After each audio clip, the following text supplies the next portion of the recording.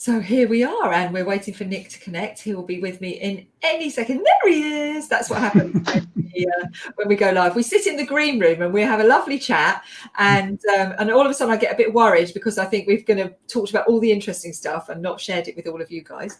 But and then as we go live, obviously everyone has to reconnect. So yeah, Nick, welcome. Hello everybody. Hello world. Hello world. Welcome. Like Live Aid. It is. Don't start singing.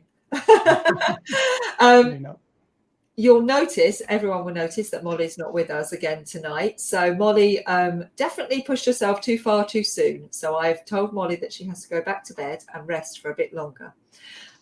She really did push it yesterday, and it was lovely. I really enjoyed listening to her chatting to Angela. But yeah, too much too soon, Molly. Sent you back to bed.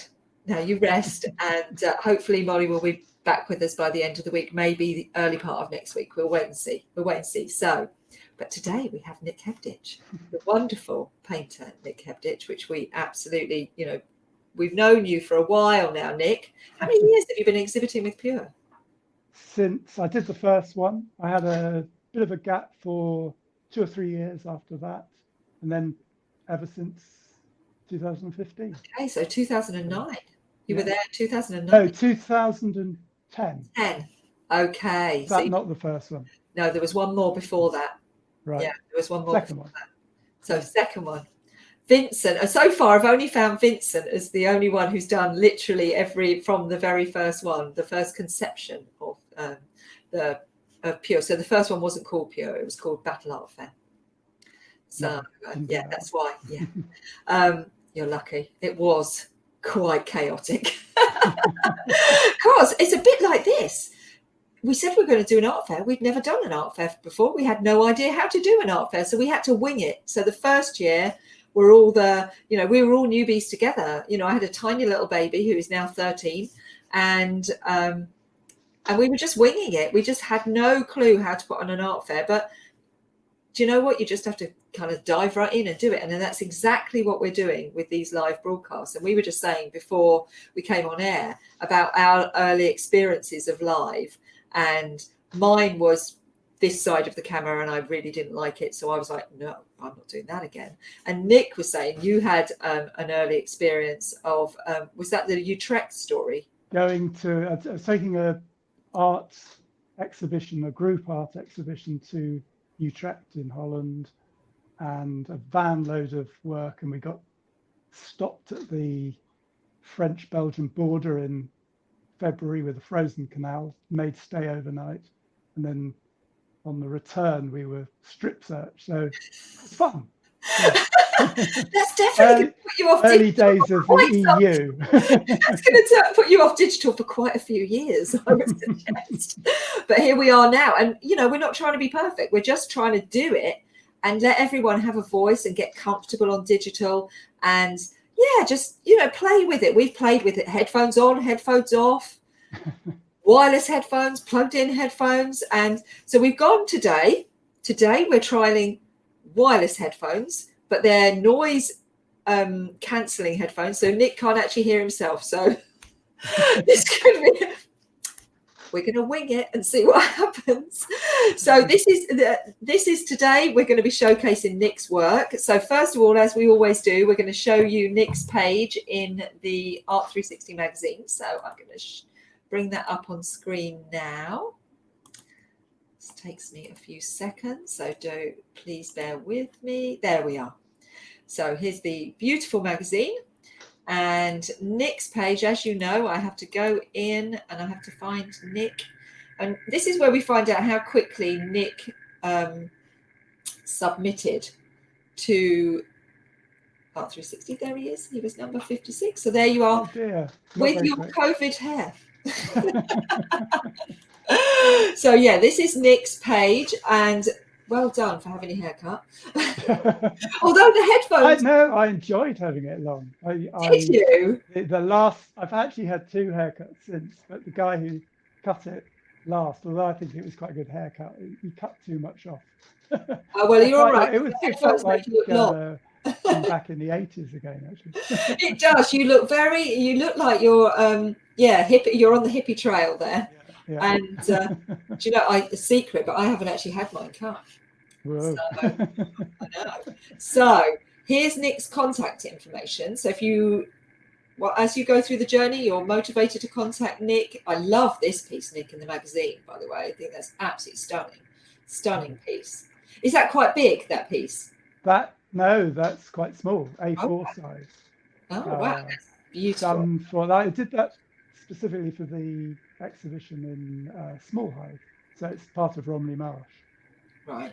Okay. So the Small Hive exhibition that went up and came down literally within about 24 hours, didn't it? Because of lockdown. Well, it took a long time to put up, but it was actually it went up over the course of about 2 weeks, but came down during the private view that was aborted.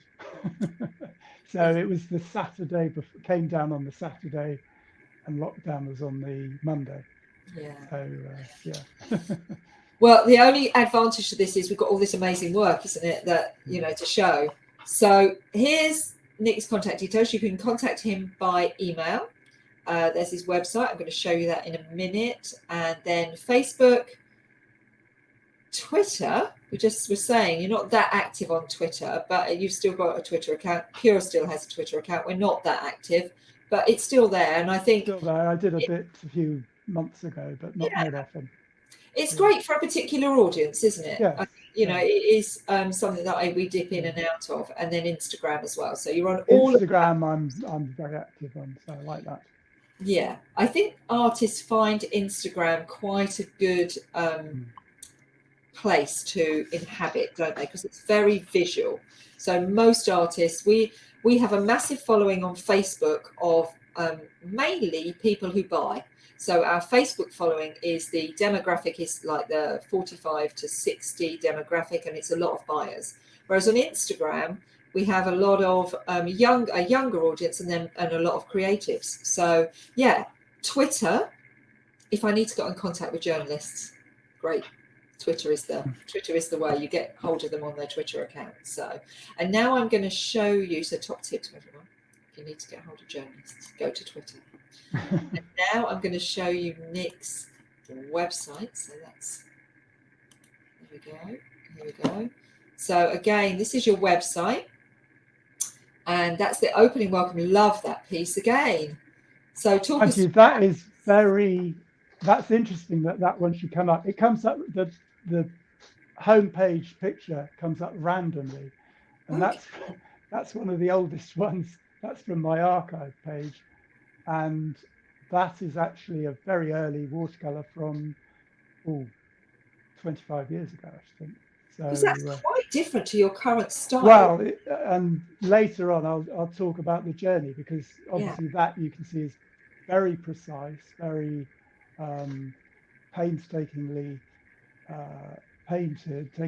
Took a long time to produce, and a lot of what I've been doing over in that interim period is about speeding up, and also I work in two, well, particularly in those days, worked in two very distinct styles or techniques, and this was sort of on one extreme, and there's a mixed media technique I have, which in those days was very much more random, much more abstract, more lively, more colourful.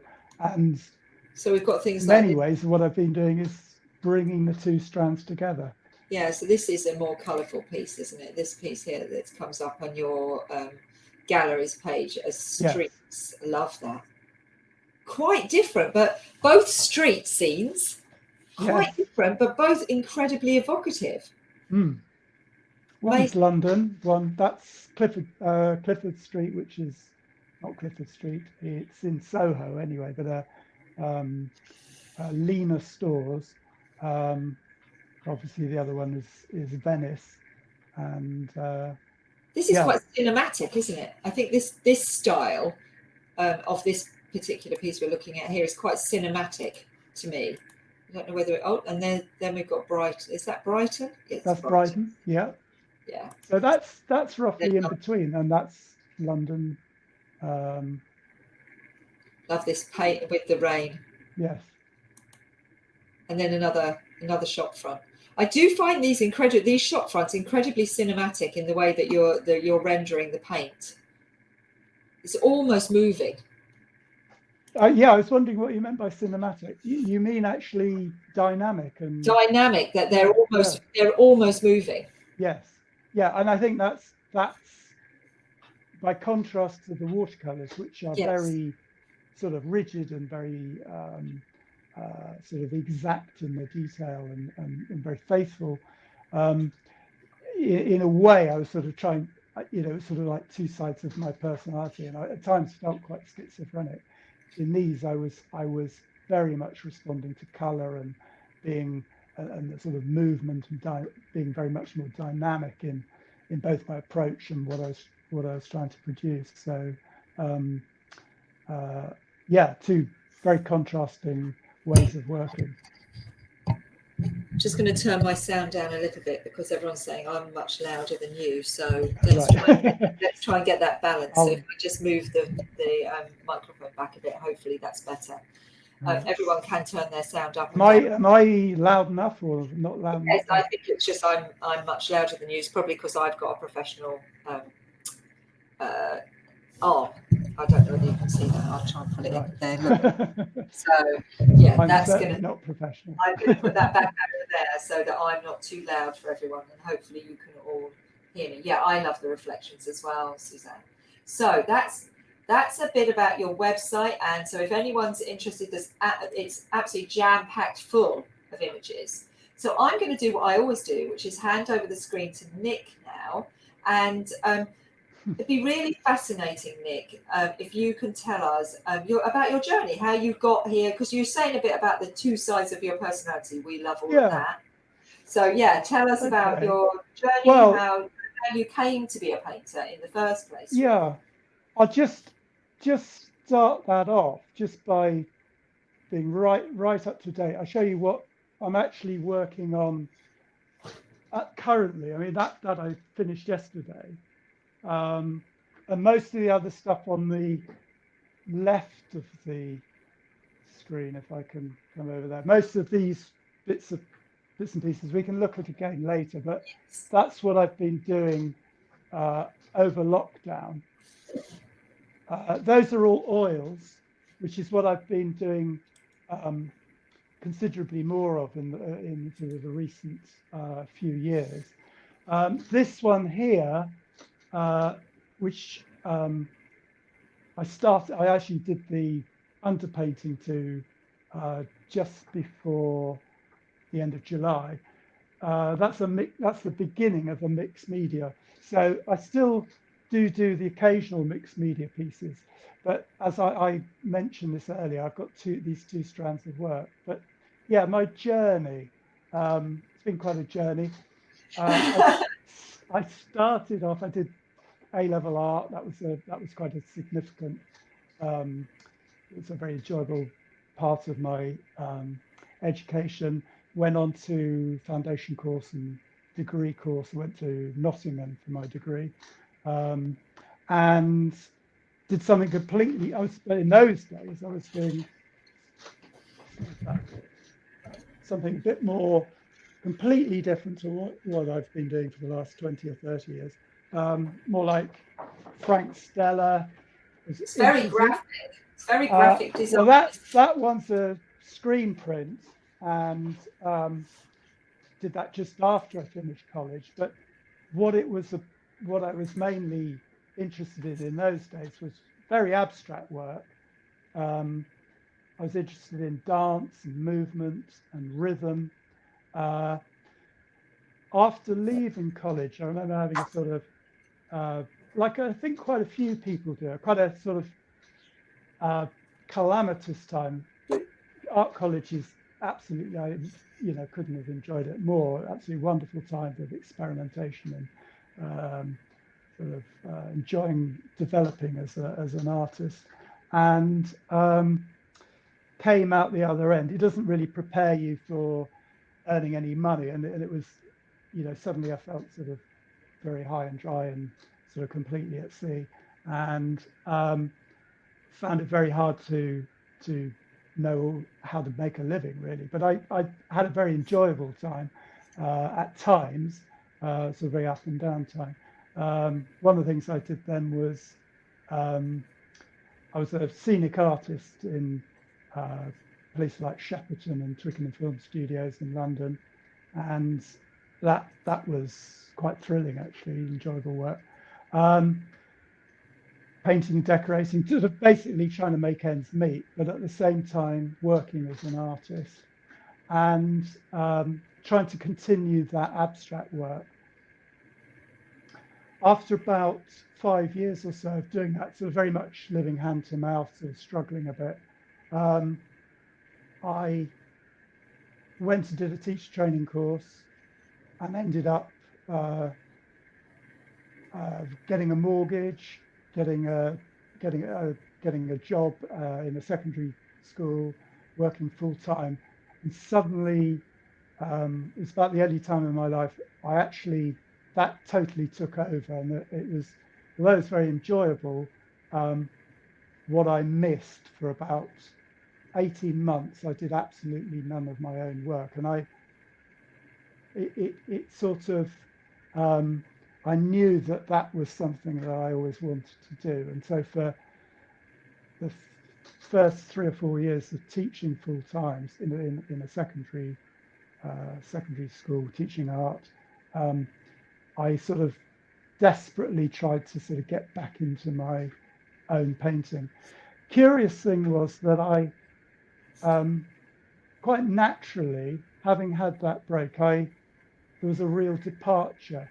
And one of the first things I started to do, I traveled quite a bit during that last 7 or 8 years. I've been to Italy a lot, been to Venice, been to sort of continental cities, and I've become very, very interested in architecture. And the watercolor that Leslie showed a little bit earlier was from that time. And then doing a lot of, this is a slightly later one.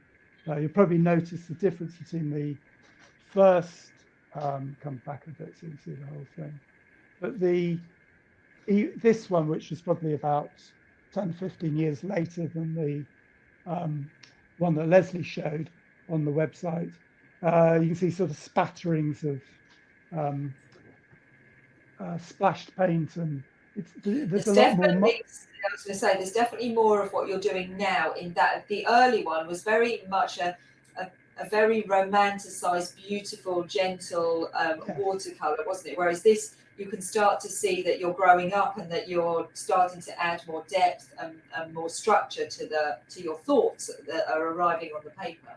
Yes, I think that's what it was. I think there was a frustration, because although I suppose, first of all, I was responding to the love of the architecture, the love of the place.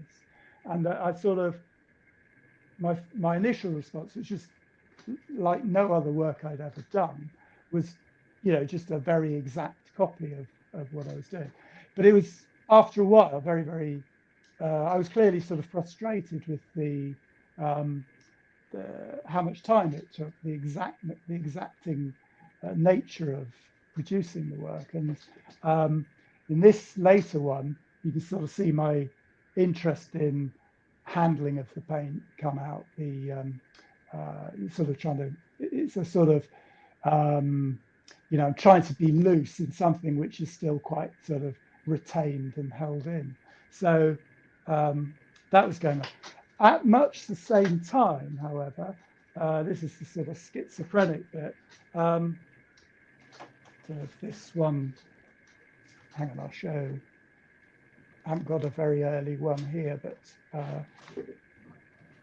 this is that's an earlier mixed media. That's one just to show some of the collage in it. And